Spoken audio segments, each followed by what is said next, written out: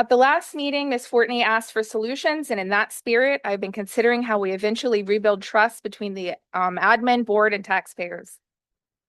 I believe that transparency, starting with full Sunshine Act compliance, will be the catalyst to healing and improvement. Mr. Pence, you questioned the board when the Act 93 contract agreement was brought to vote in May 2025. You said that you'd only just gotten the information and questioned why renewal was being brought a year early with atypical changes. You were met with vague excuses from Dr. Cerner Heim, Dr. Wendy Royer, and Personnel Chairperson Linda Zimmerman. I, like you and most here, believe the contracts were nefariously brought to a vote at that time and applaud you for voting no. Why didn't you know about it sooner? Why didn't the public know? The Sunshine Act defines an agency as the body and all committees thereof, authorized to render advice or take official action. As such, the Personnel Committee is an agency subject to the same regulations as the larger body. Like with all the other committees and the full board quorum, executive session exemptions are allowed. However, the Personnel Committee cannot function under a blanket executive session exception. Under Sunshine Act Section 708, executive sessions of the agency may be held during an open meeting, at the conclusion of an open meeting, or may be announced for a future time. The reason for holding the executive session must be announced at the open meeting occurring immediately prior or subsequent to the executive session.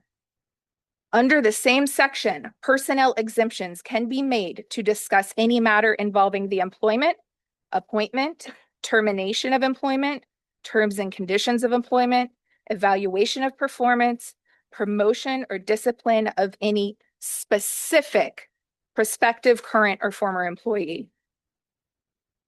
The Pennsylvania News Media Association advises reporters on their website, quote, "The personnel exception does not cover discussions that relate to general class of public officers or employees or any other matters that do not affect a specific person or persons.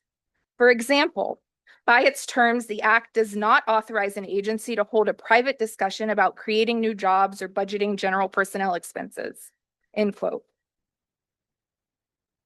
Now, how do we know that the Personnel Committee how do we know what the Personnel Committee has been discussing and whether it falls under any executive session exceptions? We don't. We don't even know if and when they have been meeting. Actually, we know they've been meeting because we're here now in this situation, but we don't know when. And when Mr. Pence questioned the committee about Act 93, Mrs. Zimmerman said the committee had been working on it since September of the previous year. But how can we know that's true? We can't. The WASD website that lists policy, budget, facilities, and academic committee meeting times and dates states, WASD does have a personnel and discipline committee, but due to the confidential nature of those topics, these meetings are not open to the public. But it does not list their dates or times. The last personnel committee that I saw posted on the website was June 2019. This is a violation of the Sunshine Act. The Pennsylvania News Media Association, again, advises reporters on their website, committees that are authorized to render advice, such as the Personnel Committee, or take official action are agencies themselves under the Sunshine Act. And they are required to follow all aspects of the law, including advertising and holding public meetings, producing an agenda, allowing public comment and recording of meetings, and keeping official minutes and all other requirements of the statute. The law expressly covers committees because it recognizes that committees often do most, if not all, of the work of the agency. Excluding the public from committee meetings would remove citizens' abilities to play a meaningful role in the decision-making process and the formation of public policy in direct conflict of the letter of intent of the Sunshine Act. Ms. Zimmerman, I'm confident you did not know the law, but ignorance of the law does not excuse I looked into how other school districts handle their personnel committees.